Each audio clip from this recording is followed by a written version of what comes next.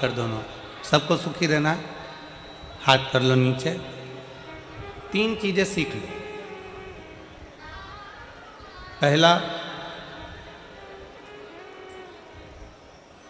शुक्राना करना।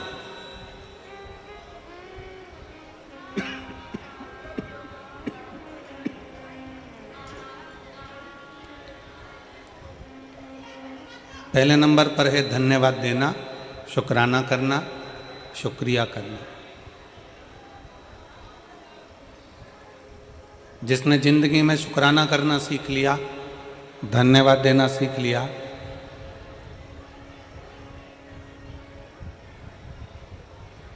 शुक्राना करना सीख लिया, धन्यवाद देना सीख लिया, समझ लो उसका सुखी जीवन प्रारंभ हो गया।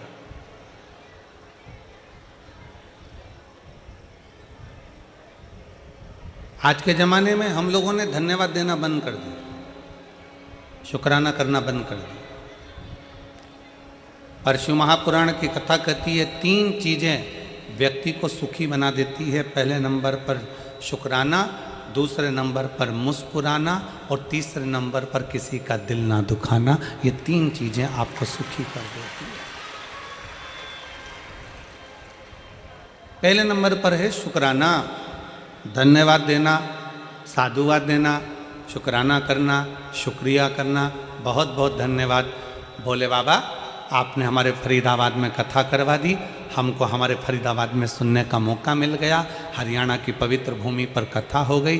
पाराशर जी आपको धन्यवाद, शुक्राना, आपने ये पवित्र कथा इन हरियाणा वासियों के लिए कराकर इनको बहुत बहुत कृतार्थ कर दिया। शुक्राना कर, धन्यवाद करना।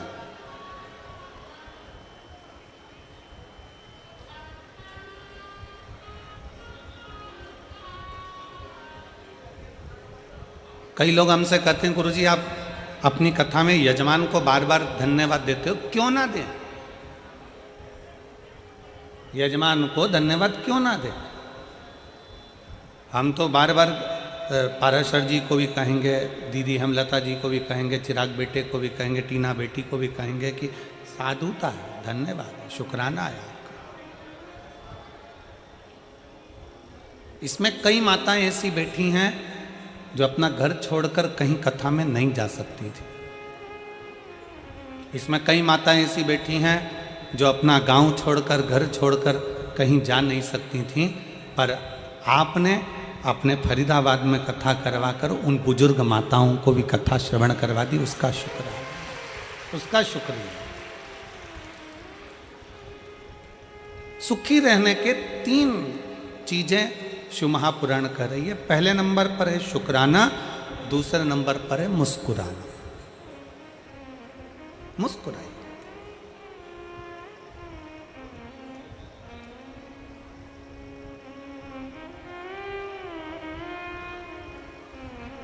चौरासी लाख योनियों में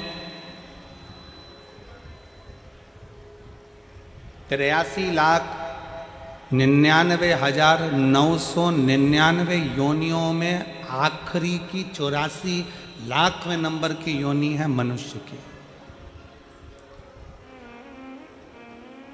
ना चींटी मुस्कुराती है, ना खटमल मुस्कुराता, ना सिर में रहने वाला जुआ मुस्कुराता।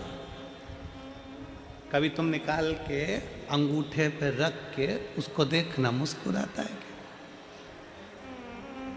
जुआ मुस्कुराएगा?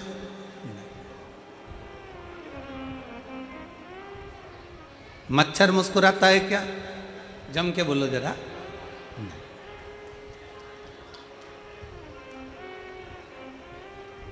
चिड़िया, पक्षी, इल्ली, कीड़ा, मकोड़ा, 83,99,999 योनियां मुस्कुराती नहीं है। केवल एक योनि है मनुष्य की योनि, जो 84 लाखवें नंबर की है, जिसके चेहरे पर भगवान ने मुस्कुराहट देकर भेजा है कि मुस्कुराए।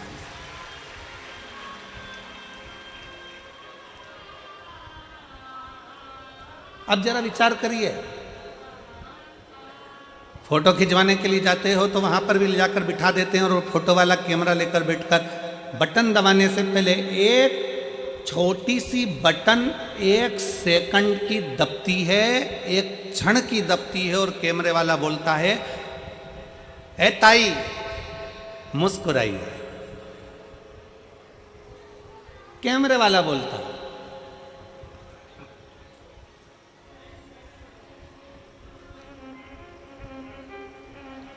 वो कैमरे वाला बोलता है, ओ ताऊ मुस्कुराइए। क्यों? इसमें कैमरे वाले का कोई फायदा नहीं है। कैमरे वाला तुम्हारी मुस्कुराहट के लिए नहीं बैठा है। कैमरे वाला मुस्कुराने के लिए इसलिए कह रहा है क्योंकि मुस्कुराता हुआ अगर फोटो आएगा तो आप अपने घर में भी अच्छे से रखोगे। अगर फोटो मुस्कुराओगे नहीं, तुमने मुस्कुराया नहीं और धापू की बाई की तरह सिर पे पल्लू लेके और बैठ गई, फोटो फोटो फोटो ले, फोटो खराब हो गया। अब उस फोटो का कोई महत्व नहीं है। शिव महापुराण की कथा कहती है, एक क्षण का फोटो वाले के सामने मुस्कुराए तो फोटो अच्छा आ जाता है। उसी तरह अंतिम क्षण है, अंतिम क्षण। कैमरा लेकर फोटो वाला खड़ा हुआ है, बटन दबी, फोटो खिंच गया, अच्छा आ गया, बुरा आ गया, ये तुम्हारे हाथ में। मुस्कुराओगे तो अच्छा आ गया, क्रोध में बैठ गए तो बिगड़ गया।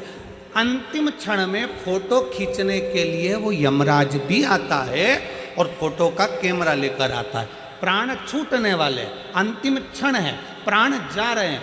वेंटिलेटर पर पड़े हो, आईसीयू में पड़े हो, पलंग पर पड़े हो, घर में पड़े हो, अंतिम सांस ले रहे हो और वो यमराज भी मुख से कहता है कि एक बार मुस्कुराकर अंतिम क्षण में श्री शिवाय नमस्तुभ्यम कह दे तो तेरा फोटो सुधर जाए और तू वैकुंठ चला जाए, कैलाश धाम चला जाए। अपने फोटो को सुधारना हमारे हाथ में। और अंत समय प्रभु आना पड़ेगा, वचन दिया तो निभाना पड़ेगा। आए ना आए प्रभु कुटुंब कबीरा, अंत समय प्रभु आना पड़ेगा, वचन दिया तो निभाना पड़ेगा। अंत समय प्रभु अंत समय आपके चेहरे पर स्माइल हो, अंत समय आपके चेहरे पर मुस्कुराहट हो, एक शुक्राना, एक मुस्कुराना। और तीसरे नंबर पर है, जम के बोलो, किसी का दिल ना दुखा, किसी का दिल ना दुखाई।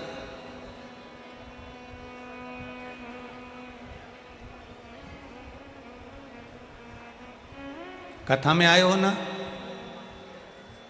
शिव महापुराण की कथा में पहुंचे हो तो भगवान को ये धन्यवाद देना कि हमें कथा तक लेकर आ गए, पर इस शरीर के द्वारा किसी का दिल ना दुखे।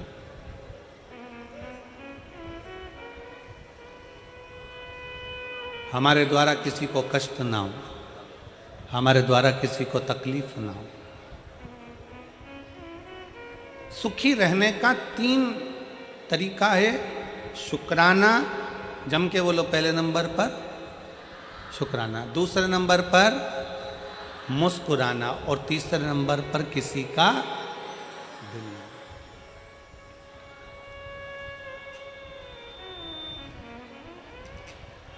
अभी हम आते समय गिरि गोवर्धन नाथ जी की परिक्रमा करते करते यहाँ पहुँचे। अब फरीदाबाद आए हैं, नज़दीक में गोवर्धन नाथ हैं, तो परिक्रमा करने के लिए पहुँचे। परिक्रमा करने पहुँचे तो वहाँ पर परिक्रमा करते करते राधा कृष्ण कुंड पर पहुँचे।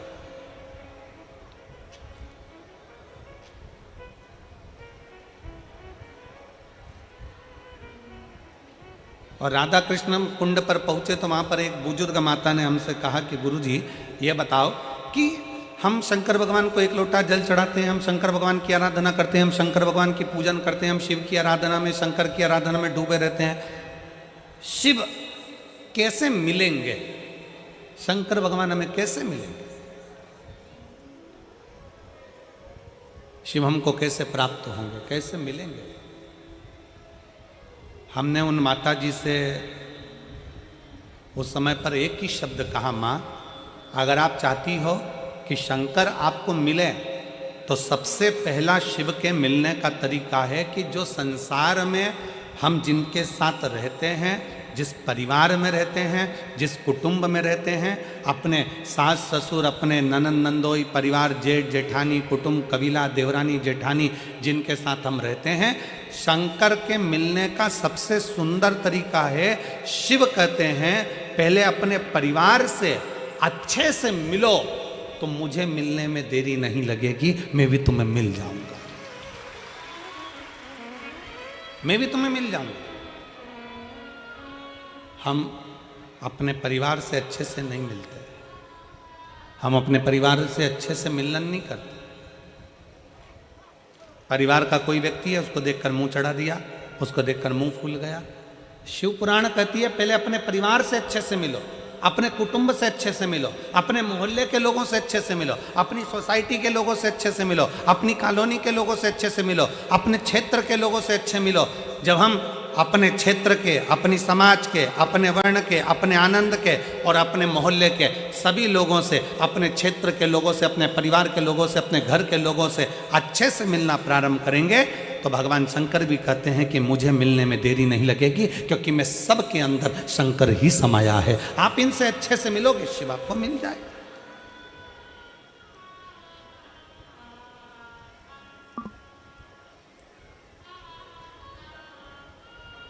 हम हमारे घर में अच्छे से तो रह नहीं रहे और हम विचार करते हैं कि भगवान हमें मिल जाए, एक बार भगवान मिलेगा तो मैं उनसे बात करूंगी। हम हमारे परिवार में जो लोग रह रहे हैं, हम उनसे अच्छे से बात नहीं कर पाते, हम उनसे अच्छे से नहीं रह पाते, हम कैसे किससे मिले?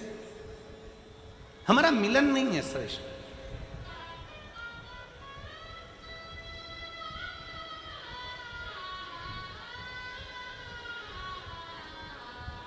और तेरी कृपा बिना ना हिले एक भी अणु, लेते हैं श्वास तेरी कृपा से तन तन। बखान क्या करूं मैं राखों के ढेर का, चपटी बबूत में खजाना कुबेर। हे गंगधार मुक्ति द्वार ओंकार तू, भोले ओंकार तू, आयो शरण तिहारी शंभुता। हम हमारे परिवार में, हम हमारे मोहल्ले में, हम हमारी सोसाइटी में, हम हमारे कॉलोनी में, हम हमारे सेक्टर में अच्छे से व्यवहार नहीं रख रहे, अच्छे से नहीं मिल रहा है, तो दुनिया में जब हम संसार के लोगों से अच्छे से नहीं मिल रहे तो परमात्मा कैसे मिलेगा, कैसे प्राप्त होगा? और तुलसी बाबा तो अपनी रचना में लिखते हैं,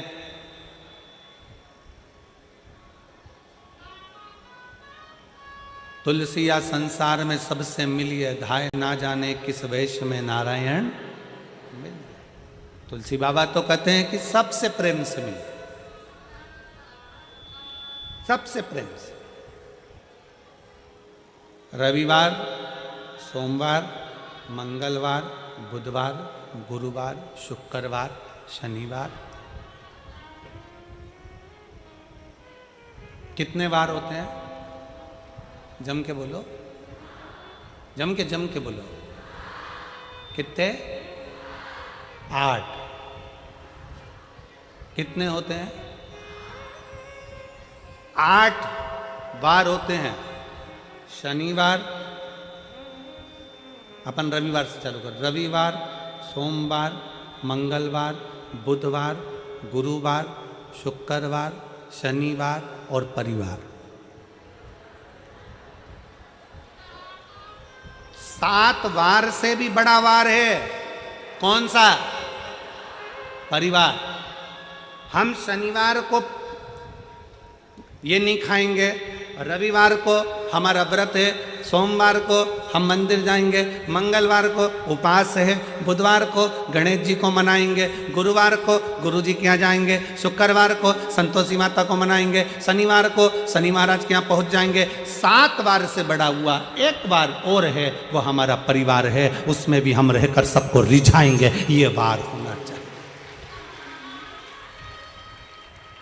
हम ऑफिस में बैठकर अपनों को रिझा रहे हैं, हम ऑफिस में बैठकर दुनिया के लोगों को रिझा रहे हैं, हम अपने क्लाइंट को रिझा रहे हैं, हम अपने इनको रिझा रहे हैं, उनको रिझा रहे हैं, सबको रिझाने में लगे हैं, पर अपने परिवार को रिझाने में नहीं लगे। हम अपने परिवार को रिझाने में नहीं लगे। 7 वार से बड़ा एक वार और है, और वो है हमारा, जम के बोलो,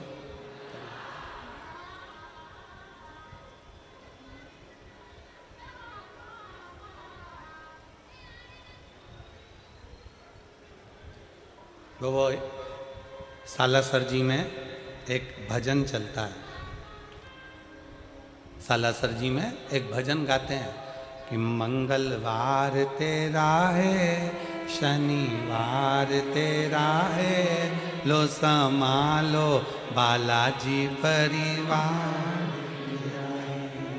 सालासर जी में एक भजन बड़े प्रसिद्ध भाव में लोग गाते हैं। वहाँ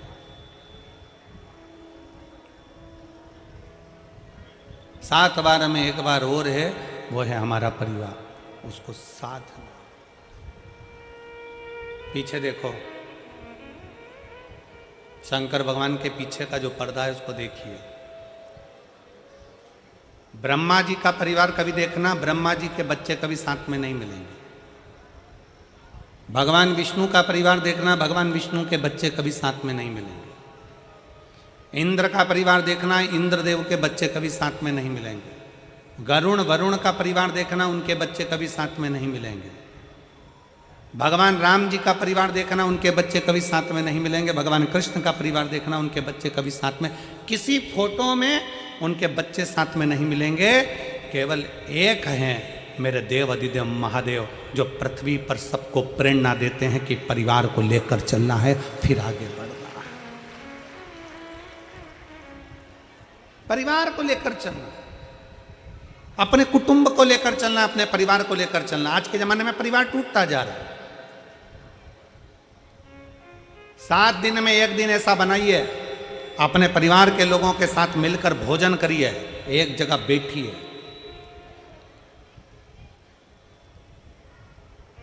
आज से उत्तर भारत का छठ पर्व प्रारंभ हो रहा है। संपूर्ण देश विदेश में, संपूर्ण भारत में छठ पर्व की बड़ी महत्वता।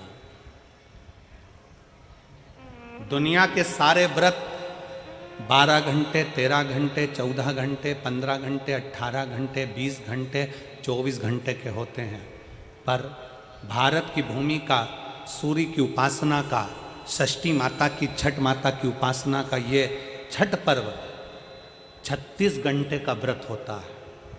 36 घंटे का व्रत होता है।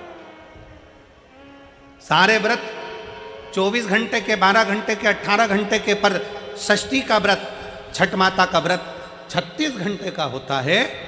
आज से माता छठ की पूजन चालू होती है, और ये पूजन होते होते होते होते चलते चलते धीरे धीरे धीरे धीरे फिर छठ पूजन तक पहुँचती है।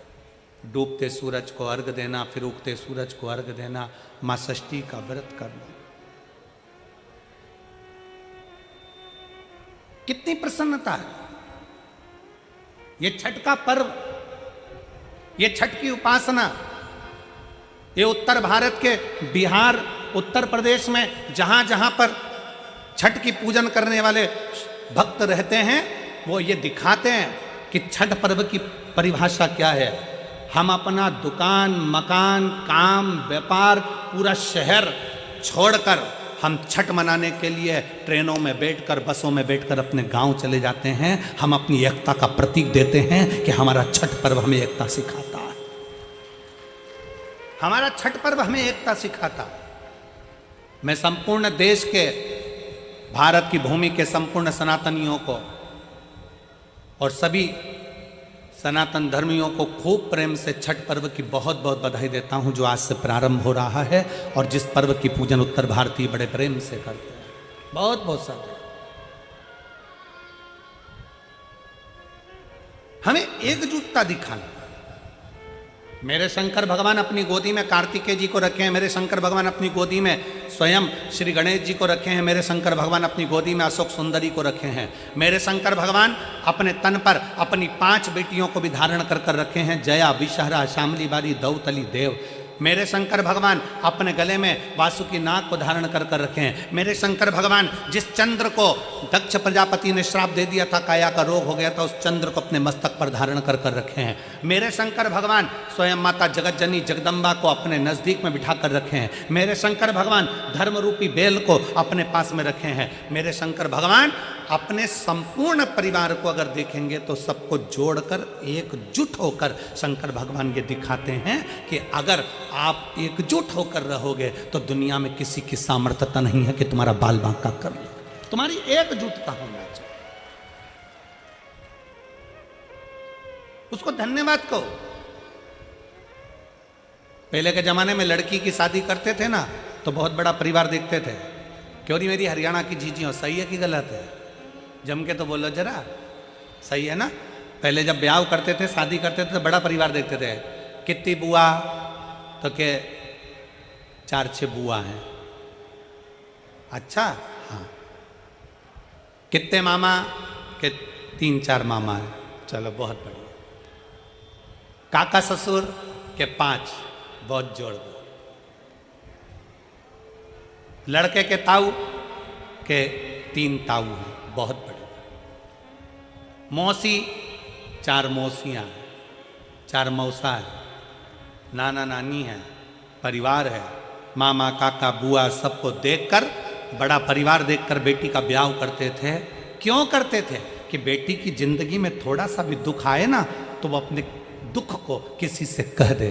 कहेगी ना तो मन हल्का हो जाएगा। मन हल्का हो जाएगा ना तो फिर वो गलत कदम नहीं उठाएगी, मरने की नहीं सोचेगी, किसी ना किसी को अपने दिल की बात तो कह देगी। इसलिए पहले के ज़माने में बड़ा परिवार देखते थे, बहुत बड़ा परिवार देखते थे। आज के ज़माने में नया फैशन आ गया, परिवार छोटा देखा जाता है। कितने लोग हैं?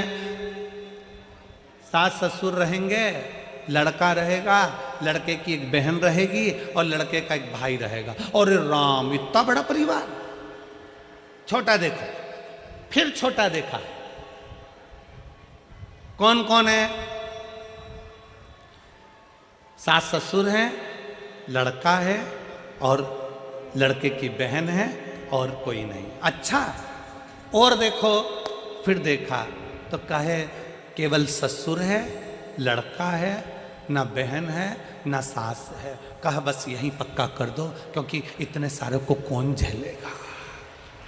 विचार।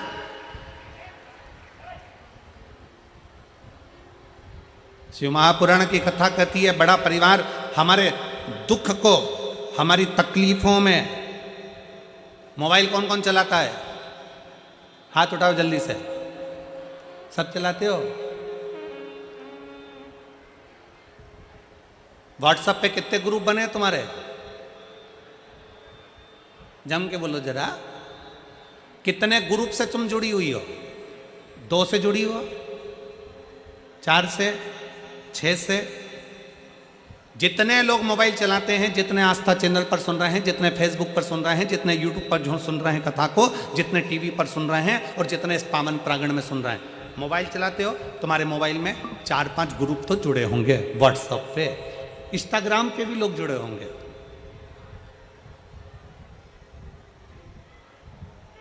मोबाइल में नंबर भी बहुत सारे होंगे। फिर भी हम छोटे से छोटे नंबर ले लें तो भी तुम्हारे मोबाइल में लगभग 1000 नंबर तो जुड़े ही होंगे। बोलो सही है कि गलत है? जम के बोलो जरा। इंस्टाग्राम पे भी 200-500 लोग तो जुड़े होंगे। फेसबुक पर भी लगभग 200-400 लोग तो जुड़े होंगे, बोलते जाओ सही है कि गलत है। यूट्यूब पर भी तुमसे 200-500 लोग जुड़े होंगे। अब दिन भर तुमने समय दिया अपने मोबाइल को, अपने व्हाट्सएप के मित्रों को, अपने फेसबुक के मित्रों को, अपने इंस्टाग्राम के मित्रों को दिन भर समय दिया।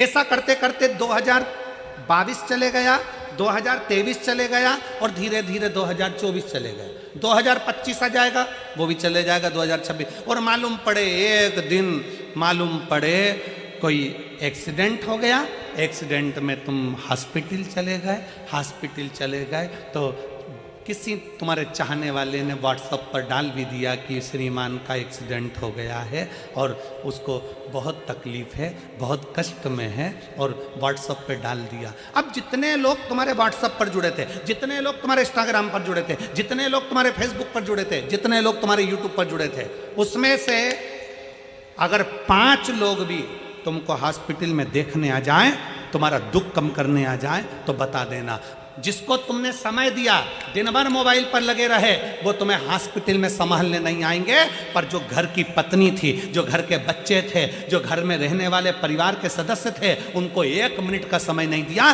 तुम्हारी दुख की घड़ी में तुम्हें उठाकर हॉस्पिटल भी वही लेकर जाएंगे और तुम्हें दिन रात एक वही करेंगे और संभालेंगे। तुम्हें कोई दूसरा नहीं संभालेगा। अपने परिवार को तुमने समय नहीं दिया, दूसरे को समय दिया, दूसरे को समय दिया, उसने नहीं संभाला। पर परिवार के व्यक्ति को समय देते तो वो संभाल लेते।